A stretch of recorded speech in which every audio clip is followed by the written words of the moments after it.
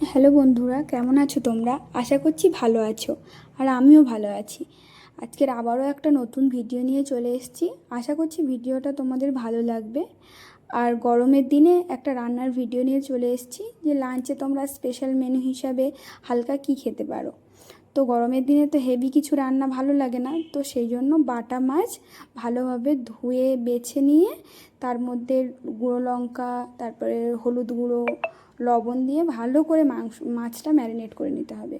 মাছটা ম্যারিনেট করে কিছুক্ষণ রেখে দেওয়ার পরে মাছটা ঠিক সুন্দর মতো একটু ম্যারিনেট হয়ে যাবে। তারপরে একটা প্যান বসিয়ে তার মধ্যে কিছুটা অয়েল দিয়ে সেটা একটু কিছুক্ষণ গরম হতে দিতে হবে। গরম হয়ে গেলে সেই অয়েলের মধ্যে তোমরা মাছগুলো দিয়ে দেবে, যেন কড়াটা পুরোপুরি গরম হয়, তারপরেই মাছটা দেবে, না হলে মাছটা ভালো মতো ভাজা হয় না। এদিকে যতক্ষণ মাছটা ভাজা হতে থাকবে, এদিকে ওদিকে উল্টে পাল্টে মাছটা তো ভেজে নিতে হবে। যতক্ষণ ভাজা হতে থাকবে ততক্ষণ আমি সবজিও কেটে নিয়েছি, ঝিঙে আর আলু নিয়েছি, এদিকে পেঁয়াজ কেটে কাঁচা লঙ্কা কেটে নিয়েছি, আর সর্ষেও বেটে নিয়েছি। তারপরে কড়াইয়ে অল্প তেল দিয়ে তার মধ্যে রান্নাটা ভালো করে কষিয়ে নিয়েছি, আর এদিকে ভাতও বসিয়ে দিয়েছি। তো এদিকে আমার রান্না তো পুরোপুরি রেডি হয়ে গিয়েছে। এবার ভাবছি কিছু একটু আচার করা যাক, তো সেখানে আমি আমের চাটনি করে নিয়েছি, একটু শাক ভেজে নিয়েছি।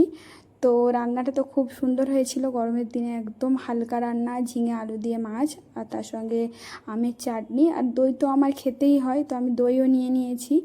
আর তারপরে শাক ভাজা, তারপরে ভাতের সঙ্গে শাক ভাজা, দই, চাটনি, মাছের তরকারি, একদম সব কিছু রেডি হয়ে সুন্দর করে লাঞ্চটা কমপ্লিট করলাম। তারপর লাঞ্চের পরে আমি দইটা একটু জিরে গুঁড়ো দিয়ে হালকা একটু লবণ দিয়ে খেয়ে নিয়েছি, আর তারপরে গাছে একটু জল